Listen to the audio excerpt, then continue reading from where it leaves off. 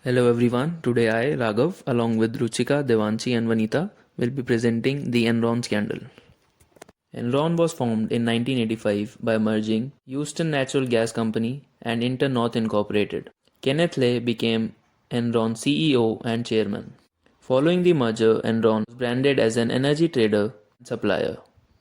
In 1990, Lay appointed Jeffrey Skilling to head the company.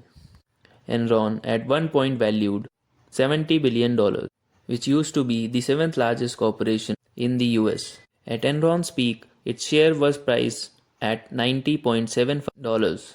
In 2001, just prior to declaring bankruptcy, they were trading at $2.06.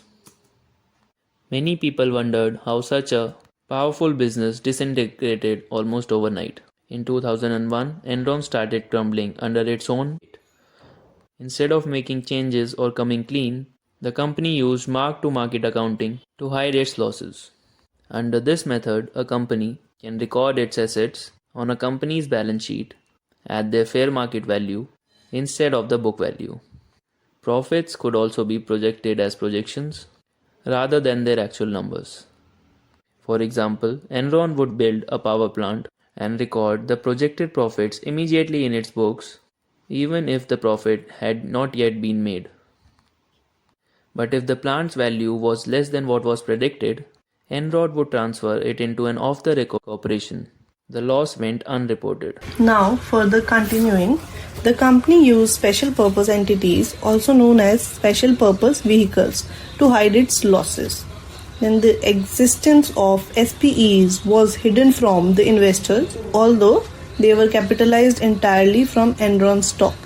SPEs would borrow on behalf of Enron and would cut all ties with the SPE when it went bankrupt. But by the April of 2001, analysts started having suspicion about the company, so certain questions were being raised whether the company was profitable. Soon, the Securities and Exchange Commission of the US government started investigating. Then it discovered that Enron was $591 million in losses and $628 million in debt. Then Enron had completely collapsed. Shareholders lost $74 billion in the 4 years, leading to the bankruptcy of the company. And many lost their jobs as well. Several of the company's executives faced criminal charges. Then the havoc created by this scandal led to new rules in the legislation to promote accuracy in financial reporting. In July 2002, the Sarbanes-Oxley Act was signed into law by President George Bush.